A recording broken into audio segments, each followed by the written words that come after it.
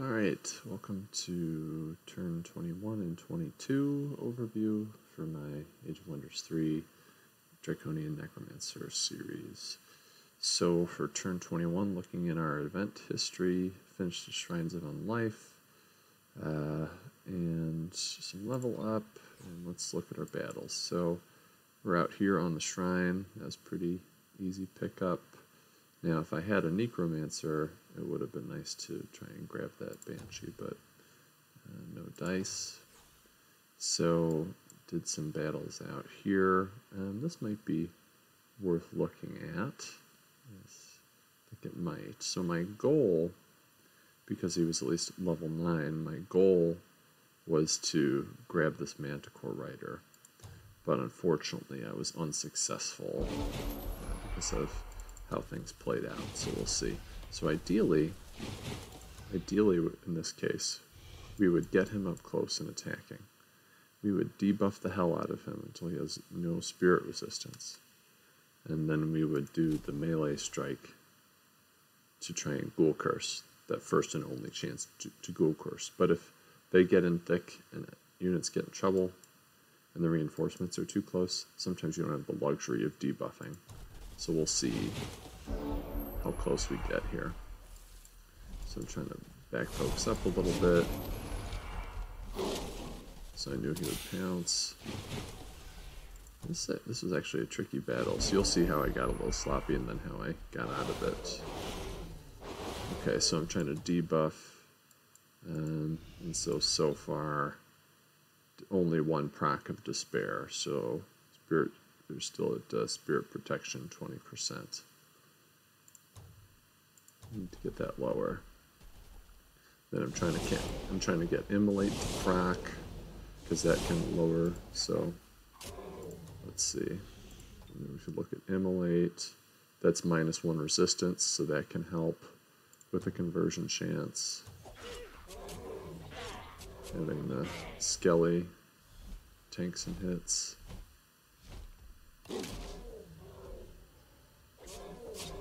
So you can see that I didn't have enough time to do further debuff, so I gave it a shot and I attacked, but it was immune to Ghoul Curse. Unfortunately, it did not proc because the spirit resistance was still pretty high.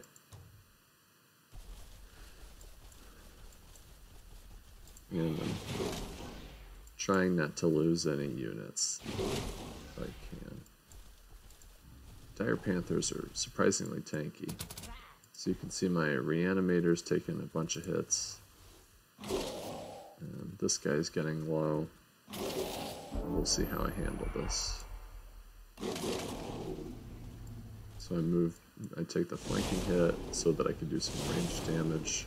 Pretty decent range damage, cleared him up. Take him out. Raise my Cadaver back so he can tank more hits. So now he's out of action points. And running that guy away for safety. This guy will die, I think. Yep, he dies, so I'll plan to reanimate him with Lesser Reanimate Undead here. But I also need to reanimate.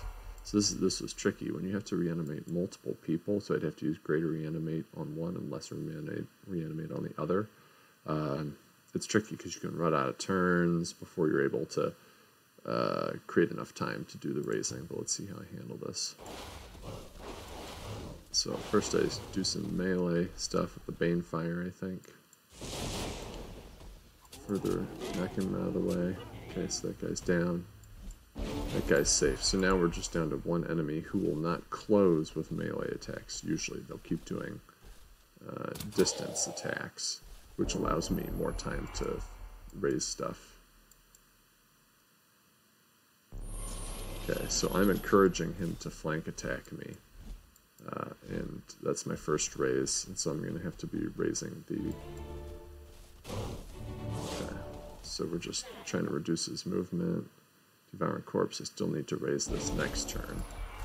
So he's down to 2 action points. Okay, so he moves off and attacks, which is great. So now I can raise that. So these guys are back in business, which is why I love Necromancer. Choosing some experience. Choosing some experience. And then we'll just do the final hit on him. Yep.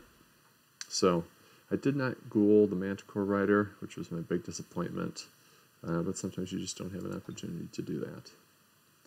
So that was that.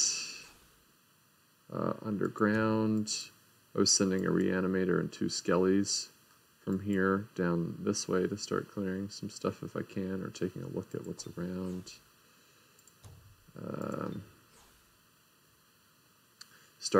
This was a nice fat area of resources. It'd be really nice to plant a city around here that's in radius of all these things. So in this battle, okay, I picked up a cadaver. Let's see, I gotta make sure I don't lose anything. There are so many battles this turn. Jeez. Okay, we looked at that. We looked at this. Okay, so this was the next one. So many battles this turn. All right, so up here, took out a bunch of units. That guy got pretty low. Just picked up a skeleton, and then took out some roamers nearby,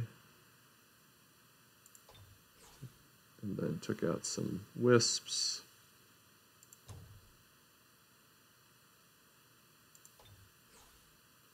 And then, oh yeah, so picking up an Orc Shock Trooper. Orc Shock Troopers don't have super high resistance, and you can see 9, well, they're ghouled, but we'll check out how I did this. So this was another great, I like the T3s. Alright, so let's see how I do this. I need to kill everybody else, and then get him down as low as possible. So he starts at only 11 resistance, which is a little easier. So I'm trying to, so I got Despair and Curse, and then I multiple procs of Despair here. So he's nice and ready, probably. So let's see, how low is he? He's down to 7 resistance, which is small. Despair times 3 because it stacks. The Curse further. So you can see 60% spirit weakness. This is why ghouling can become easy if you can put in enough procs of Despair and lowering resistance. And so I'm going to make sure he doesn't die until I can have this guy do a ghouling strike.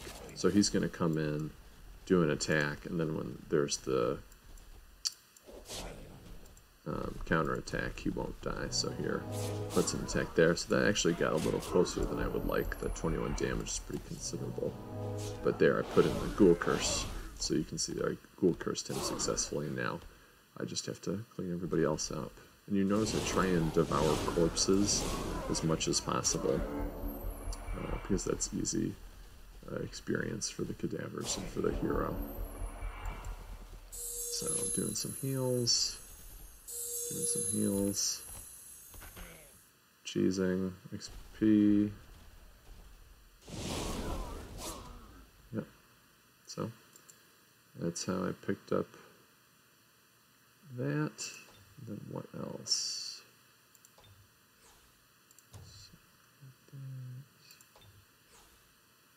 Got that. Up top, cleared out some roamers. And then cleared out some roamers. So a lot of battles in turn 21. Then we move on to turn 22. Cleared out easy battle there. Showed you this one already. Cleared out some roamers. Sorry. And then this was the last battle of the turn. So, yeah, in terms of map exploration, just clearing out here. Gonna have to take that out. Trying to come down here. I have my ragtag army. Seeing if we can take out this city and explore down here. My progress up top is a little bit stronger, so that bringing in those resources. This city is growing. I built a fort here to capture some of these resources. Sending Farron out. My rogue with his decent stack of units, I summoned a Banshee, and so Banshee's hanging out. Banshees have some really great debuffs that they can do that can make it easier to ghoul units if you have them with one of your Necromancer heroes, which I don't in this case because I need to reinforce this army.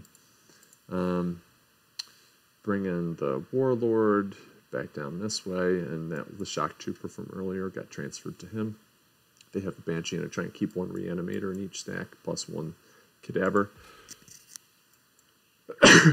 Excuse me. What else? Lost my scout down here, so that's what's happening. In terms of production, you can see I'm working on that. Strong Will, Torso, building more settlers to map down on top of one of my fortresses in a good spot.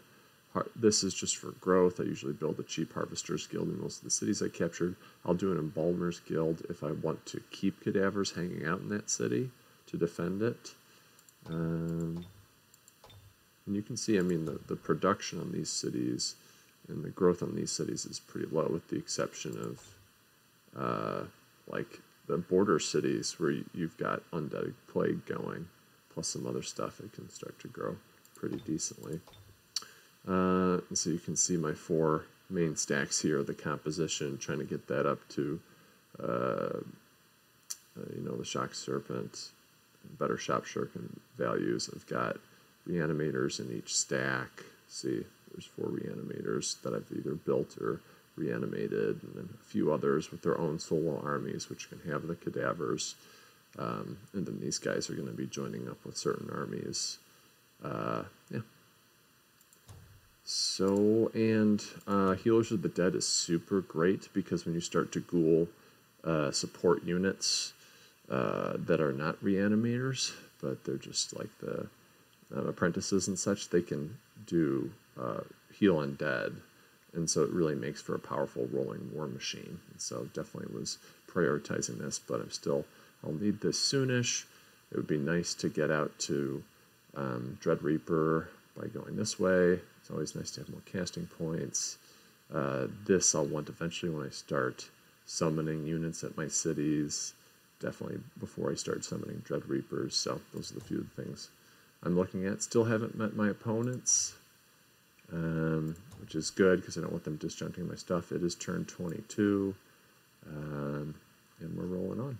So see you for turn 23.